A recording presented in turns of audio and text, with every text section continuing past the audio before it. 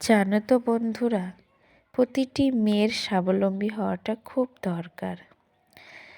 তো এটা সজনে ফুল সবাই চেনো। আজকে বৃষ্টি হচ্ছে, ছোট ছোট করে বৃষ্টিও পড়ছে। এই বৃষ্টির ওয়েদারে সজনে ফুলের পকোড়া জাস্ট ফাটাফাটি, খুবই ভালো লাগে। আর প্রতিটা মেয়ের স্বাবলম্বী হওয়াটা কেন দরকার? আমরা ছোট যখন থাকি বাবার ঘরে থাকি, বাবা ইনকাম করে আমরা খাই। বড় হয়ে শ্বশুর বাড়ি আসি, স্বামী ইনকাম করে আমরা খাই। প্রত্যেকটা মানুষের কাছেই শুনতে হয় নিজেরা টাকা ইনকাম করে খেলে এত খাওয়ার গলা আসে না।